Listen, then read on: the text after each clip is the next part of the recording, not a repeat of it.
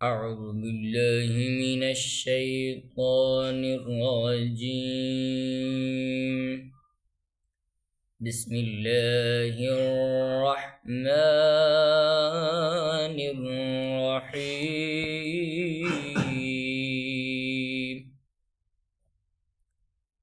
وإن جنحوا للسلم فاجنح لها وتوكل على الله إنه هو السميع العليم.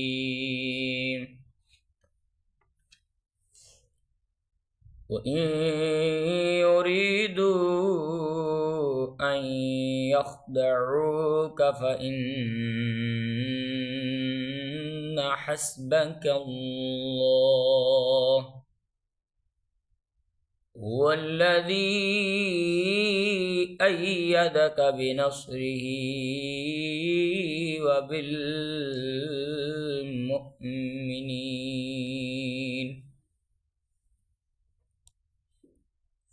صدق اللہ العظیم.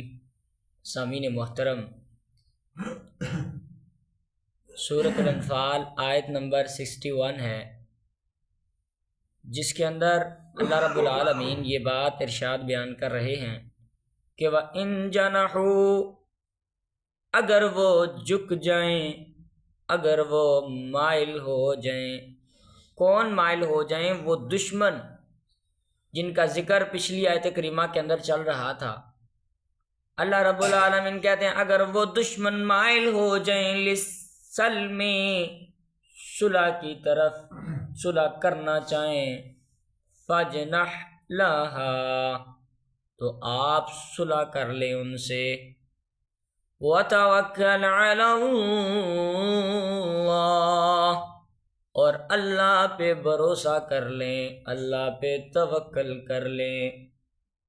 یعنی ہمیں یہاں تک اس آیت کریمہ میں بہت ہی ایک پیاری بات سمجھ آ رہی ہے. وہ کیا سمجھ آ رہی ہے کہ اللہ رب العالمین کسی بھی انسان کو تلوار سے، تیر سے، ڈنڈے کے زور سے اسلام میں نہیں لانا چاہتے. دیکھیں جنگ ہو رہی ہے نا، اللہ تعالیٰ دیکھیں کتنے لوگ کافر مرتے تھے اور کتنے مرنے کے بعد پھر یا غلام لونڈیاں بن جاتے تھے، مسلمانوں کی قید کے اندر آ جاتے تھے. اب غلام بن گئے تو پھر مسلمانوں کی ہر بات انہیں ماننی پڑے گی.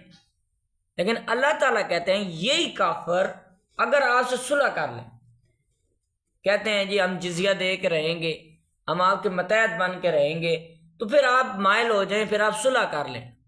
ہاں کوئی دھوکے کا خدشہ ہوا پھر میں انہیں پوچھوں گا.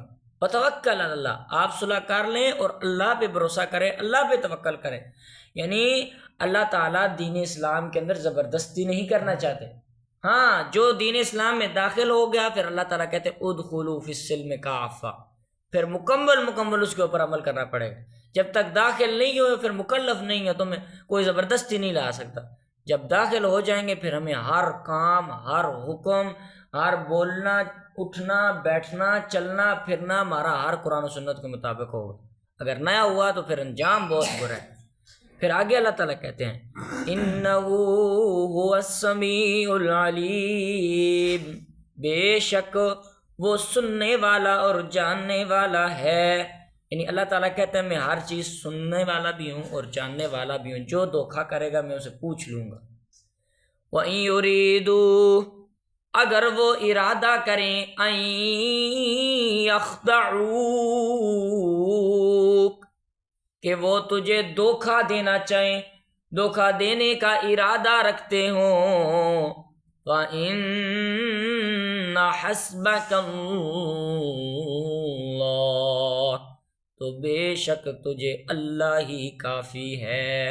یعنی اللہ تعالیٰ نبی کریم صلی اللہ علیہ وسلم کے دل کو تسلی دے رہے ہیں کیونکہ صلح کرنے والے تو بڑے تو کمانڈر جو تھے وہ نبی صلی اللہ علیہ وسلم تھے. تو اللہ تعالیٰ کہتے ہیں اگر یہی کافر یہ ارادہ کرتے ہیں صلح کر کے ہم اسے دھوکہ دے دیں گے، اس نبی کو دھوکہ دے دیں گے، تو پھر فَإِنَّ حَسْبَكَ اللَّهُ، تجھے اللہ ہی کافی ہے. اور جسے اللہ تعالیٰ کافی ہو جائیں پھر اسے کوئی بھی نقصان نہیں دے سکتا، اس کا کوئی کچھ بھی نہیں کر سکتا. هُوَ الَّذِي، وہ اللہ تو وہ ذات ہے ایدک بنصرہ وبالمؤمنین، جس نے تجھے اپنی مدد کے ساتھ اور مومنوں کی مدد کے ساتھ قوت بخشی ہے۔ یعنی اللہ تعالیٰ کہتے ہیں اے نبی صلی اللہ علیہ وسلم، وہ اللہ وہ ذات ہے جو تجھے کافی ہونے والا ہے دشمنوں کے دھوکے کے بعد۔ یہ دشمنوں کے دھوکے کے وقت وہ اللہ تو وہ ذات ہے جس نے آپ کو اپنی مدد کے ساتھ بھی قوت دی اور ساتھ مومنین کی مدد کے ساتھ بھی قوت کی۔ اب دیکھیں نا صحابہ کرام کا ایمان کیسا تھا کہ ایک طرف باپ ہے اور ایک طرف بیٹا ہے۔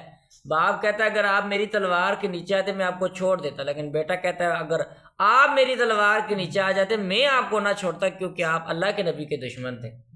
اللہ تعالیٰ نے انہیں ایسے جو ہے نا محبین مومن دیے تھے۔ اللہ تعالیٰ سے دعا ہے اللہ تعالیٰ صحیح باتوں میں ہمیں قرآن و سنت پر عمل کرنے کی توفیق عطا فرمائے۔ سبحانک اللہم و بحمدک اشہد ان لا الہ الا انت استغفرک و اتوب الیک۔ ایک اور بات ہے